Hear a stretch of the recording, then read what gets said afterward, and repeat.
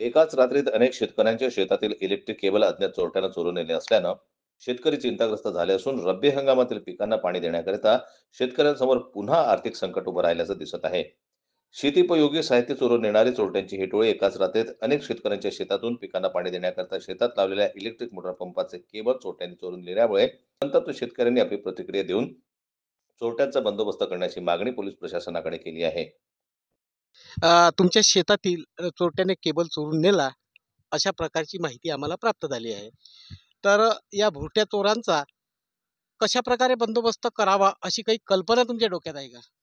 अ, माझ्या मते इकडे पहा कॅमेऱ्याकडे. माझ्या मते या प्रशासनाचं या गोष्टीवर दुर्लक्ष होत आहे चोरट्याच्या बाबतीत.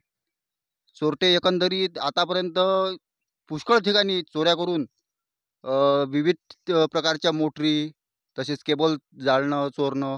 आता तर माझ्या शेतात सकाळी मी शेतात आले असता त्यांनी हा जो केबल माझ्या हाती आहे, इथला जाळला आणि परत आज मी सकाळीच टाकला. असंच होत असता कारणानं आम्ही शेती कशी करायची याचंच आम्हाला दुःख वाटते. म्हणजे नेमकं या बाबतीत या भुरट्या चोरांचा बंदोबस्त करण्याकरिता प्रशासनाने कुठल्या प्रकारची पावले उचलावी किंवा शेतकऱ्यांनी कुठल्या प्रकारची खबरदारी घ्यावी? अशा चोरट्यांना तर मी तर म्हणतो बुवा, की याच्यावर खरोखर गोळीबारच करायला पाहिजे बिलकुल माझ्या मते. तुम्हाला कसं वाटते या बाबतीत? नाही, गोळीबार हा प्रशासनाचा प्रश्न आहे, तो कायद्याचा प्रश्न आहे. परंतु शेतकऱ्यांनी जर एक अशा प्रकारची समयसूचकता बाळगली, रात्रीचा शेतात चक्कर वगैरे मारला किंवा थोडंसं लक्ष दिलं जाणीवपूर्वक, तर हा प्रकार थांबेल असं मला वाटतंय. मला तर नाही वाटत थांबल म्हणून.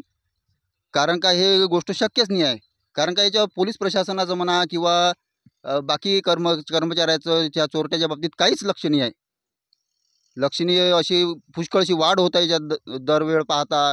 आतापर्यंत आमच्या गावातले श्रीधरराव शाने यांच्या 4 मोटरी चोरी गेल्या एकाच शेतातील. आणि आज हा प्रकार माझ्या शेतामध्ये घडला.